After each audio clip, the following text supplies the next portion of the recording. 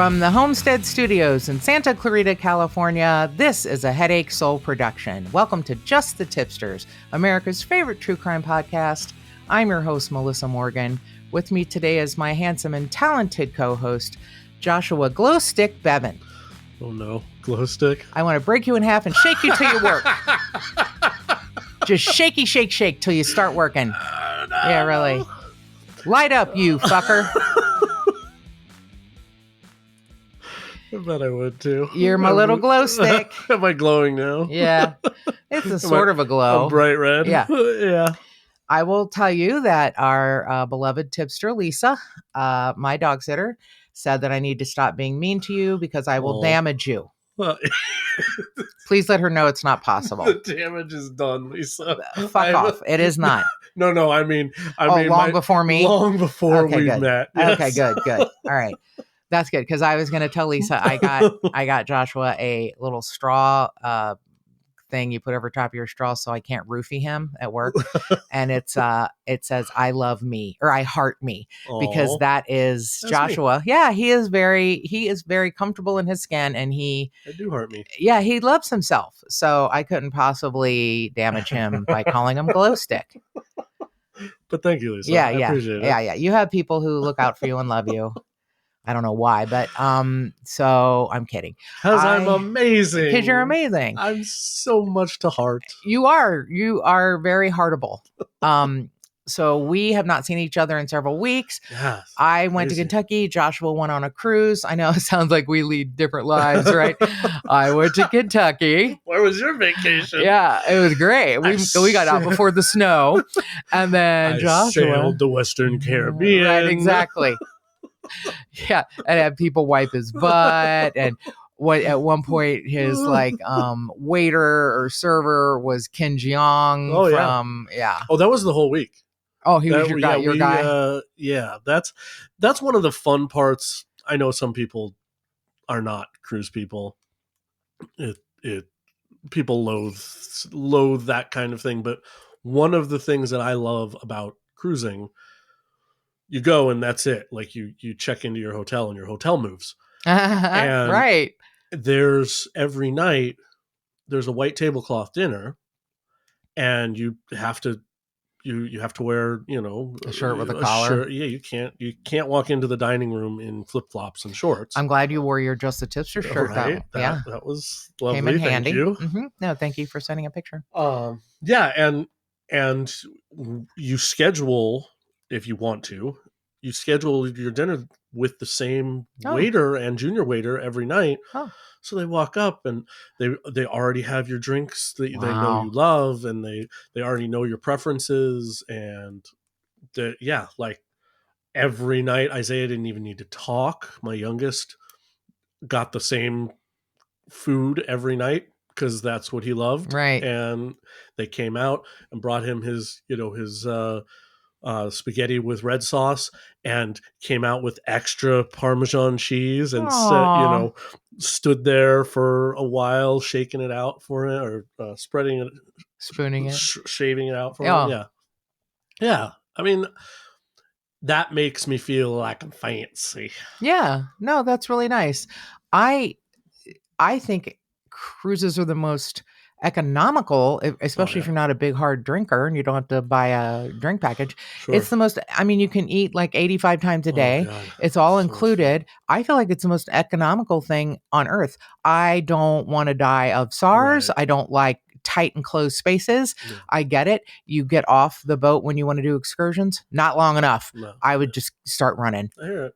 I've been on one cruise, the Love Boat one to Mexico, Cabo San Lucas, Mazatlan, and Puerto Vallarta. Sure. And it was lovely. Don't care to do it again. I won the cruise when I was managing a comedy club in Cincinnati. Nice. And that was great. That was a lovely experience. I enjoyed every minute of it, except feeling very... It could be claustrophobic. A little bit. Yeah.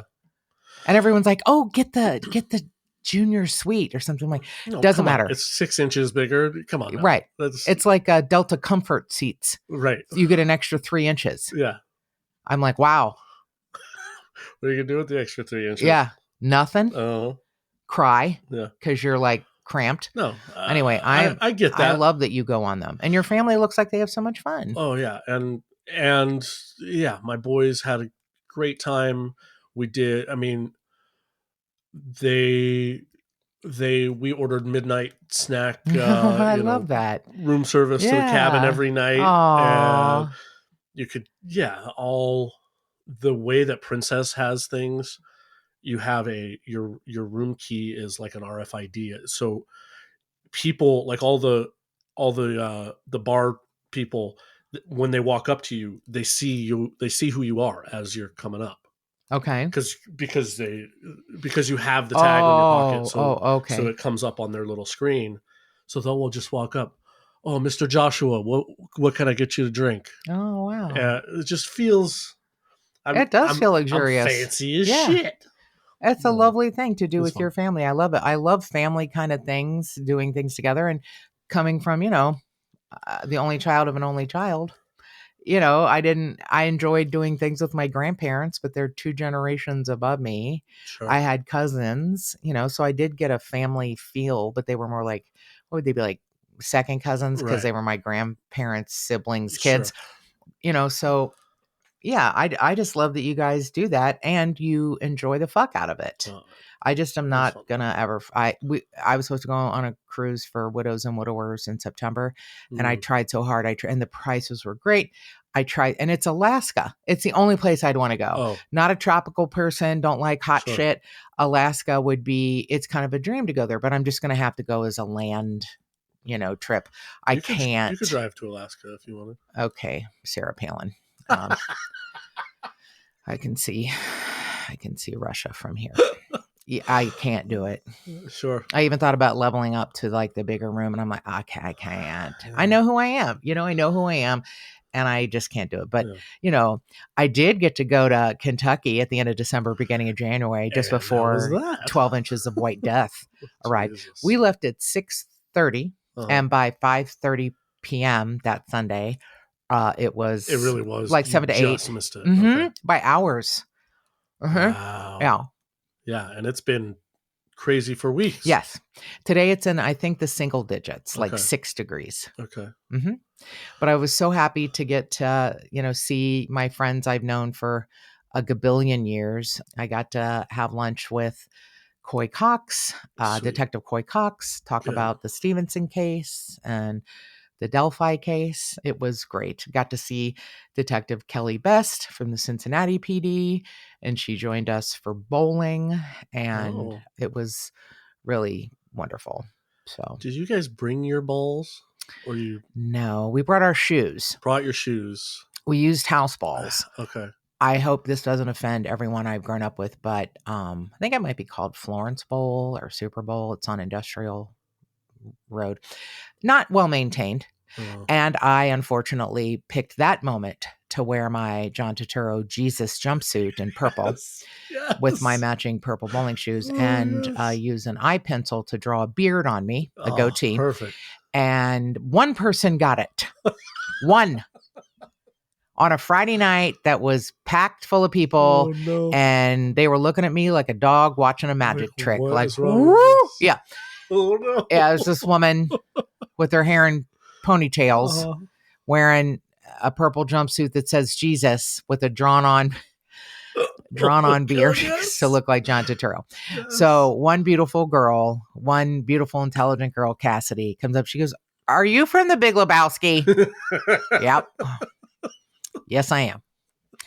The dude abides. So you said it, Mike. Yeah, she. Nobody fucks with the Jesus.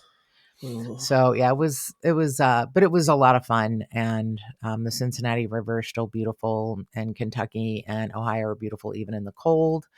And I love you, my home. And this is my home, but that's my home too. Yeah. That's my original home. I know I've said before, it took about 10 years before when I would get on a plane at LAX, I'd be like, I'm going home. Right. And after about 10 years, I'd get on the plane at Cincinnati and go, I'm going home. Cool. I was like, oh, good. I mean, I noticed in my head the difference. So, good. I mean, I've been here, 32 years. Well, we welcome you. We Thank you. Thank you. Thank you, California native. Okay, so I know there's much more to cover, but I can't remember all of it. I do think I'm going to talk a amazing sergeant from the Boone County Sheriff's Department into being a guest on the podcast. He is a canine handler. Oh. And he is one of 4 in the United States that has trained dogs to sniff out electronic and digital information. Sniff out electronic information? I didn't even know that was I didn't either. a thing. No, me either. The dog can smell information? I don't know what they smell. Well, I mean, I don't know how they do it. That's wow. Yeah. Okay. Yeah. I can't wait to get the details, but I know there are only 4 departments in the United States. Boone County, Kentucky is one. Okay. I really look forward to that episode. I am... You listen to this shit? This is the top show on my podcast. Oh, well, good. That's great. Oh, because you're on it? No. I don't miss a single episode. I heart me. I heart me. Yeah. Okay. Well, happy 2025. We are back from our trips, and here's hoping things will be in a much more timely order. It has been a lot going on, from school to work to travel to everything. And I can tell you, a year ago, I was tired and I, thought, I don't know how I'm going to make it through this. And I found Magic Mind and I fell in love with it. And then they became a sponsor. There's nothing better than that. And I want to start 2025 with a new, not like New Year, New Me. I'm still same old me, but it's a new year. And I have actually cleared some things out. I have much more clearing out to do, but Magic Mind is something in my tool belt that helps me move in the right direction. It helps me sustain my energy. And I'll tell you the truth. We left December 29th, got back January 5th, and I did not pack Magic Mind. I forgot. Oh, no. And I also am beaten down by jet lag. Sure. Going east, I get loopy after, like, it hit day 2.5. We were driving to Louisville to see my college friend Stacy, and I'm like, blah, blah, blah. Yeah, like in the afternoon. So if I'd had Magic Mind with me, that wouldn't have happened. It did turn out great when we got back on Sunday, because we left at 6:20 a.m. and got back here at like 8:40. Okay. Because the 3 hours. It's a much shorter flight on the way back. Yeah, except it's longer. Yeah, it's 4 hours and 36 minutes, but it's 2 hours. Right. And then by the time we got back here, we were, like wired. And then we by noon we're both like we were looped. Took a 3-hour nap and then went to bowling. So yay, Sundays. All right. I know if I had, had Magic Mind with me, I wouldn't have had that. I know it. And next time I will not forget. I will not forget. It is something I want every day. And it helps me in ways I don't realize until the end of the day. And I'm like, oh, I didn't need to take a nap. Yeah. Cool. I want to think of it as, a portion of my wealth. Your health is your wealth, really. Yeah. And I want to think of it as helping me build my wealth. Good. And they are really doing a wonderful job at Magic Mind of helping us all be able to have a better lifestyle, more clarity. They are giving us 45% off. Oh, wow. So if you go to magicmind.com, the promo code is TIPSISJAN, TIPISJAN. You get 45% off. I don't think there is a better promo rate or discount rate on a product anywhere than this right now. And it's only for a short period of time, probably through the end of January, but there's just no better time than now to invest in you. Cool. It's investing in me, and it's going to make my 2025, even better than it started. So spell that one more time. TIPISJAN. JAN. Yeah. Tips is Jan. Absolutely. So go to magicmind.com and claim your promo. And I'm telling you, you're going to notice a difference. I love when listeners call me and say, I don't take a nap in the afternoon now. I, work the whole day, and I'm like, oh, here it is the end of the day and I'm not tired. I love that. I absolutely love that. So please give them a try. I can't imagine you'll be anything other than overjoyed, and happy 2025. So we're going to do 2 cases today. They're both a little odd, and both of them are law enforcement are asking for help. So one is odd in one way and one is odd in another way, but it, has our friends at Othram, their hands are all over it. Uh-huh. And it was a really interesting one.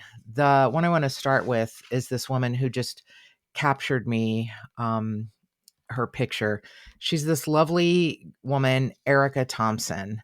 And on September 25th of 2019 in Brookfield, Illinois, I believe it is a suburb of not far from Chicago.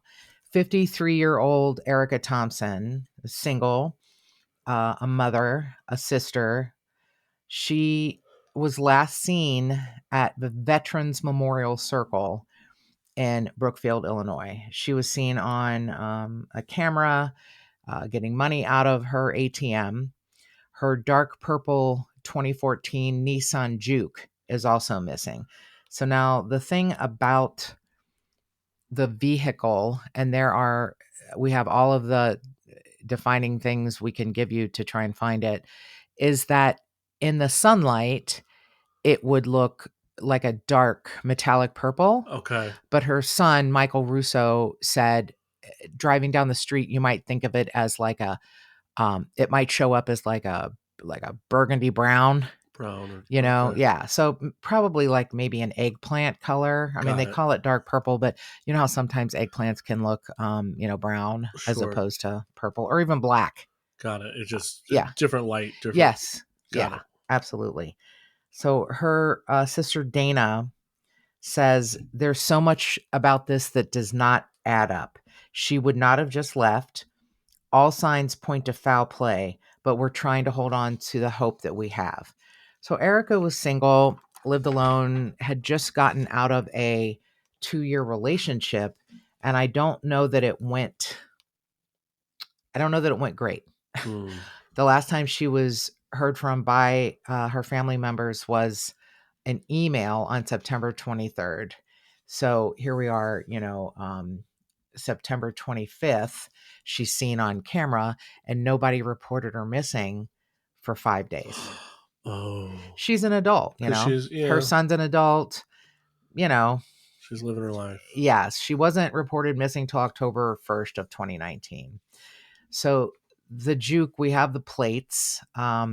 Here's another thing that is so weird to me.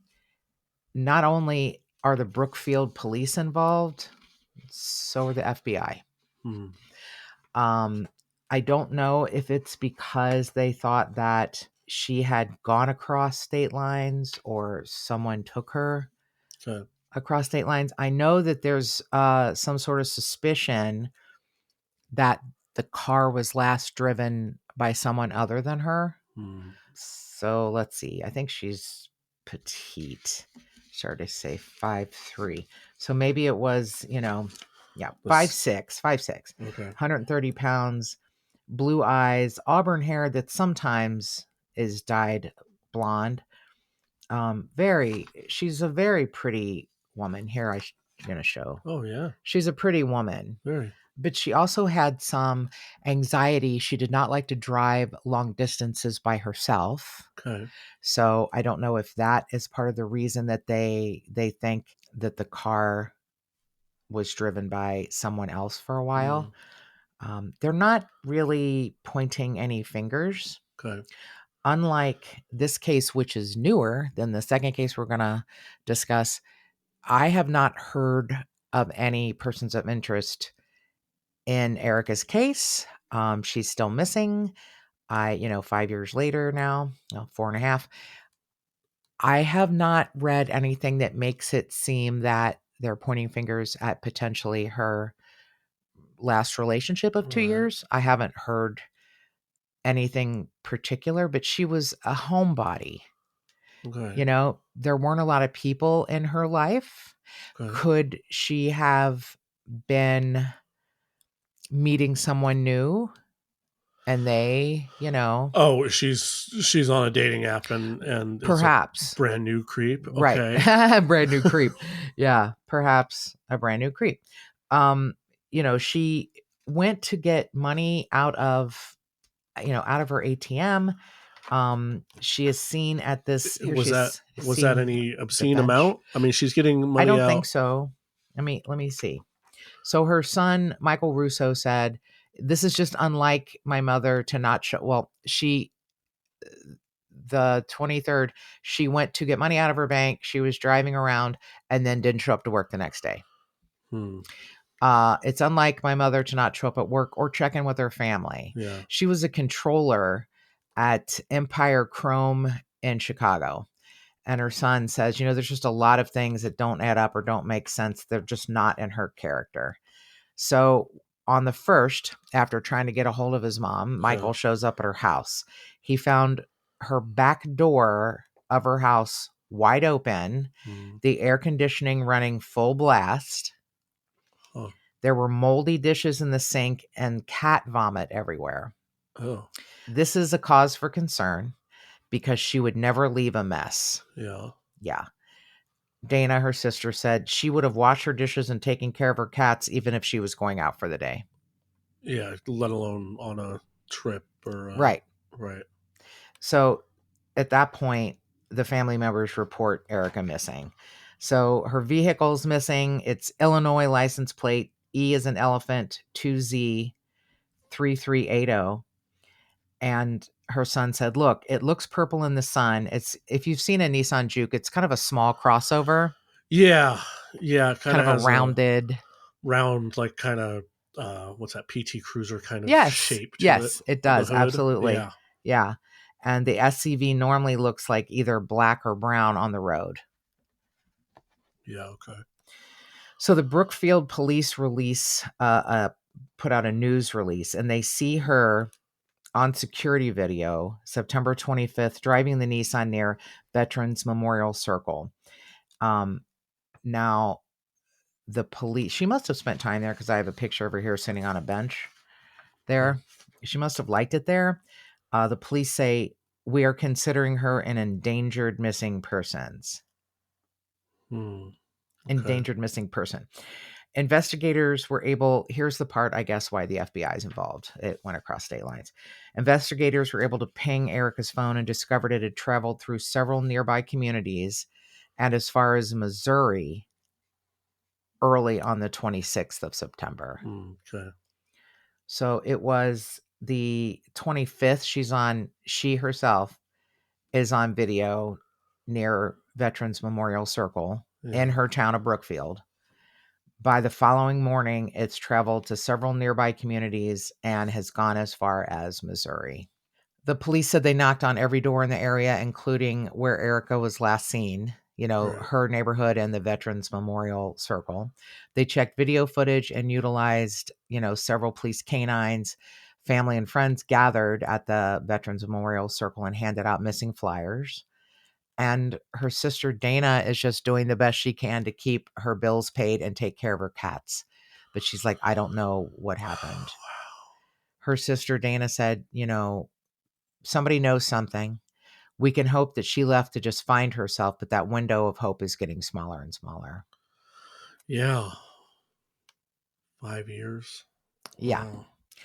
A few months after she went missing in November, a local businessman contacted Brookfield police and said, "Let's put out a missing persons message about Erica on digital billboards that I own throughout Chicago." He did that for her for free. Wow. And her sister said, "It's unimaginable driving around town and seeing your sister on a billboard, but we're doing anything we can to help find her." Jeez. So the Brookfield police released a press release and said, "We're committed to providing every resource possible to locating Erica Thompson. We sincerely hope she is okay and appreciate the help and support of the residents of Brookfield, the general public, and cooperatives like Crime Stoppers who are aiding us in our efforts to solve this missing persons case." So 4.5 years. Right. So she's described as 5'6", 130 pounds, blue eyes, auburn hair, sometimes dyed blonde. She has tattoos of fairies on her hip and a small blue heart on her foot. Cook County Crime Stoppers is offering $1,000 cash reward, and I hope no one does it for $1,000 if they know something, but they want any information that results in locating Erica. You can call anonymously to their tip line 1-800-535-STOP, and anyone with information about her whereabouts can call the Brookfield Police at 708-244-4862. There's also the FBI VICAP, Violent Criminal Apprehension Program. They are involved, I'm guessing, because she crossed state lines. FBI 800-634-4097. They also mention that you can report anything you know about her to any FBI office near you. Okay. You don't have to call the VICAP department, but you know. So, Erica, there were surveillance cameras outside of her home, but when they checked the footage, that had all been deleted. It had been deleted, like it regularly gets deleted, or it had been deleted on purpose. That's not explained. It's just deleted. Okay. It is in capital letters. Huh. Okay. Perhaps it's like a Ring video doorbell and goes to the cloud. Yeah, I mean, sometimes those don't save for very long, and then yeah, if you don't get to them in time, it's already been deleted. But if it's deleted on purpose, then that's fishy. Right. So her phone was last active on September 26th, 2019 in Springfield, Missouri, and that's 500 miles away from her house in Brookfield. She, is known to have major anxiety about long driving trips, so this is kind of odd. Yeah. Her phone had also pinged in nearby areas, meaning it was kind of on the move. Okay. Countryside, Hodgkins, McCook, Forest View, Summit, and Ridgeview, Illinois. The Springfield, Missouri ping was the last active location, and on October 2nd, her cell phone was located in a ditch in Springfield, Missouri, where it had last pinged. Okay. Right. So there are, as of September of 2020, so not quite a year, 115 supplemental reports in her file documenting police investigation indicating numerous leads have been pursued. The case now has over 200 pages in it. The family, has been given little information, and, the Brookfield police employed 2 additional suburban task forces, and now they have the FBI involved. Got it. So, the chief of police of Brookfield, Edward Petrak, said, from the beginning, this was a case of a missing person with suspicious circumstances, and we have handled it almost as if it was a homicide. We're still hopeful we can find her, and we're going to keep working until this case is solved. It's pretty strange. Yeah.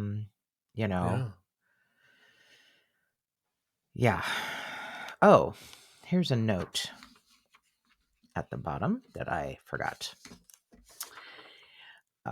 Her car was found a little more than a year later, submerged in a lake. Oh, okay. So they did find the car in a lake. Right. All right. She was not in it. Her sister says there's more than has been published. There is more than has ever been publicized. And I know we're not allowed to say the name of her ex.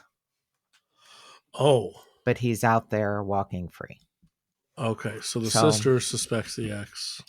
Hard. I didn't want to say, look, I have never heard anyone point to him, but her sister is. Sure. And I mean, let's be honest. Or saying out loud, we are not allowed to say if we're pointing to him. And I don't know his name. Couldn't find it. I did look because I thought, as the old saying, you should start with the in-laws before the outlaws. Right. Absolutely. So I did look for his name, couldn't find it. So he must be living a quiet life. Okay. It does feel like she is like a sweet homebody, which that's how her family describes her. And, where having anxiety is one thing, having where you want to walk away from your life is another. And of course that happens. But she is an adult. She has people who love her. She has her son who loves her, who it may take him 5 days, but hey, haven't heard from my mom. I'm going to go look. Oh my God, her door's open. Well, okay, but 5 days doesn't seem like all that long. It doesn't. If I, after 2-3 days and I haven't heard anything, and then I'm going to try really hard, and then I'm going to call your boss at work and then find out, you didn't show to work. And then, then I'm driving over. Yeah. 5 days sounds like a reasonable. It does. You're an adult. Yeah. You don't talk to people every day. Yeah. Yeah. After 3 or 4 days. Oh, wait, I haven't heard from you. And then now you never answered that question from yesterday. Right. And, all right. So I'm going to call your work. Oh, you're not there. You haven't shown up. Oh, shit. What's the last thing you did? Where were you? Yeah. She emailed her sister on the 25th. Yeah. So I'm going to, I'll text her son. Text my aunt 5 days later. Yeah. Right. Yeah. Have you heard from her? What's going on? Yeah. And then show up at the house and realize, wait a second. Doors open, air conditioning's on. Cat vomit. Yeah. And now I know why her car appears to have been driven by someone else. Sure. Because they found it. Yeah, they found. I knew there was a note, and I was like, "Why didn't you read that?" Oh, that's a pretty important thing. Yeah. There's So now they know how. Okay, so she goes to the ATM. Not a large amount of money. She has work the next day. There's still, if you know somebody and you're going, okay, hey, let's go on a little road trip today. I don't have to work till tomorrow. Let's go on to Missouri. Oh, I don't know what's over there. Maybe some good restaurant or something. Sure. I don't know. But it's 500 miles. Let's go on a 500-mile drive. Right. And for shrimp or something. I don't know. You'd have to know somebody, I feel like. Right. Either be heading somewhere to someone or you were not in charge of your own faculties and automobile. Right. Yeah. And then it doesn't matter. Okay, you're either almost dead or dead already. I could be wrong about the timing, but it seems like she emailed her sister, went to the ATM at some point during the day, got some money out, came home and was potentially ambushed. Yeah. Back door open. Someone takes the time to delete the camera stuff around. Yeah. I mean, they don't make it sound like, oh, it was on the, it was on in the cloud and it was taped over. They make it sound like it was purposely deleted. Right. Yeah. Yeah. And if you're going to go to the trouble to delete it, you're definitely planning something. You're involved. It's not a random. Right. Yeah. Yeah. That feels known. Yeah. I can't believe that her car was found a little over a year later, submerged in Illinois. So did they go back and forth? Like drive to Missouri and then come back and then it submerged the car? Well, okay, but the cell phone was pinged. Oh, yeah, no. In a ditch. Yeah. Why are they driving all around? Talking, arguing. Yeah.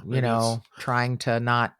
Maybe it is a drive. Uh-huh. Let's just drive on the road. Well, again, we will have the numbers in the show notes along with the FBI VICAP because, if you're not aware of anything happening in Brookfield, Illinois, you may have information wherever you are. Right. And we want to make sure you can, Yeah, saw someone in a diner saw someone at a fuel station. It's amazing the things people remember. Or somebody may have said something to you. Right. Suspicious. Right. Yeah. So the second case, we know less, except that law enforcement is asking for help. And this man was, at the time of his death, approximately 54. His name is Brian Sanderson, Brian A. Sanderson. He's originally from Vermont. Now, it took about 20 years to figure out who he was because his remains were found in Knoxville, Tennessee. And sadly, he left Vermont, was not close to his family. They never filed a missing persons report, didn't know where he was, and I don't want to sound crappy, didn't seem to really care. And his remains were found off I-275 in Knoxville near what was once a homeless camp. Okay. It was ascertained that he had been stabbed. So they have reopened the case recently, like November, December of 2024, to ask for help and say, this case ended up in Knoxville. And at some point prior to his death, there's still a lot of unanswered questions on how he got here, how long he'd been here. Yeah. We spoke to his family members. He'd gone a long time ago from Vermont, and they hadn't seen him, and they weren't really looking. Okay. So it ends up in Knoxville. The reason it took so long to identify his remains is that no one filed a missing person. He didn't match any, John Doe. Right. So they got a grant in 2022, and they hired Othram. Okay. Our friends at Othram Labs, who discovered it was Brian Sanderson. So on medium.com is a great article written by Jen Baxter. She's a lawyer turned author, and she writes about missing persons and unsolved murders and human rights. She's quite spectacular writer. I love the writers on Medium, and she is one of my favorites. So Jen Baxter's done, some more background, and some of the keyboard detectives found some things about him. So there was one picture of him sitting at what looks like a bar, and it was kind of blurry and kind of, old, and detectives found other pictures to perhaps remind people there's these 3 different pictures, and he looks like it's 3 different stages of his life. He has an unusual look about him. He was also very slight, like maybe 5 foot tall, and like 130 pounds. So here's the one, and I'm going to try to get a clearer copy. Here's the one of what he possibly looked like closer to the time he was murdered, and he's sitting like at a bar. So here's, kind of reddish hair. Oh, okay. And then here are 2 other pictures where he here he is as a young man at school in Vermont, and here he is as kind of maybe 30s, maybe 40s. So here he is as a kid. Oh wow. And then that's the clearest one of his face. Yeah. And then here he is, I mean, he's like this clean cut kid, and then he has like bushy hair from the 70s, 80s. Sure. Yeah. And then he, is a little bit shorter, closer to the time that he, right. Still a good looking dude. He's interesting looking. He's very, very interesting. And he was apparently in a newspaper, or I think the newspaper took a picture of him in Vermont. He was part of like a children's like dramatic, he was in a play or something, and it looks like he's got his arm out with a group of kids, and I don't know if he's like answering a question or I mean it's a really good picture. I'll try to find that one too. But in 2003, a passerby found a skull, and the University of Tennessee anthropology team worked on it as much as they could to, extract the, DNA. Mm-hmm. And the testing and methods have improved over the years. Sure. And then they get this grant and they, are able to hire Othram. So it's a really strange case, and especially because the police are saying, look, help us. Mm-hmm. We don't have a lot. We know he was originally from Vermont. We don't know how he ended up here. We are sorry it's taken so long to figure out who he was. Yeah. Like 30, or 21 years, almost 22 years before they figured out who he was. Right. And now they're opening, they're opening the case back up. And we work diligently every day is, what Captain Thomas says from the Knoxville police, to try and identify every decedent and connect them with their next of kin, regardless of how long they've been here. We want families to have closure. And there's no such thing as closure. We know that, but there is justice. Right. We can hope, for justice for, these people.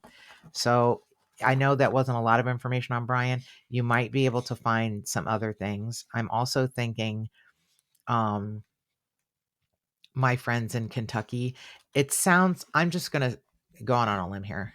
I think he left his home in Vermont. From the few things I've seen, he was, involved in theater and drama. He's very slight. I think his family may have just not accepted him or his lifestyle. Oh, and okay. He left home and ended up, I don't know if he ended up at a homeless camp. I don't know if he met someone who took advantage of him and killed him, maybe for, money.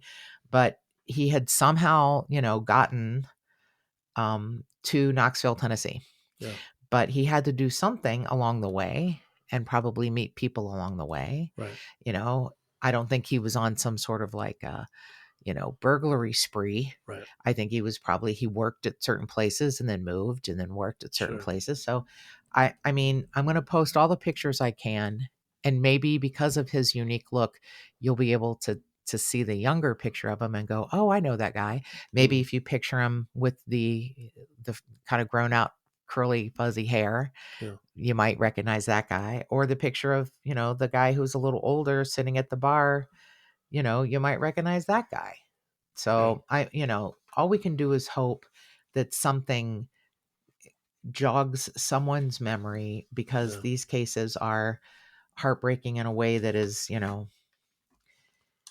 there's no one that should not know where their family members are. There is no one who should die alone without someone caring about them, or, and there are strangers who care about people. It's fascinating to me. Sometimes the listeners to this podcast are so compassionate and kind. And if, someone doesn't have a family member, or if they are unidentified for one reason or another, I can think of Tipster Debbie in particular, who is like, no one should die alone. And she's, absolutely right. Absolutely. So, you can always call us, which I will give our number out. If you happen to know anything about Brian Sanderson, please contact 865-215-7165. That's the Tennessee Valley Crime Stoppers, or the Homicide Unit directly at 865-215-7317. And we will have all these numbers in the show notes. If you know anything about the disappearance of Erica Thompson, please contact Brookfield Police Department at 708-485-8131, or FBI VICAP at 800-634-4097. You can also contact any FBI office that's near you, and they will be able to they'll be able to connect you with someone about Erica's case. You can always call us at the Tipster hotline, 832-847-7837. You can email us, jttipsters@gmail.com. You can find us on any social media platform, and we would really love it if you would review us on Apple Podcasts or rate us on your whatever listening streaming service you use. and subscribe. And we appreciate you. And it's a brand new, wonderful year. And thank you for being here, our Tip-Sters. More cowbell.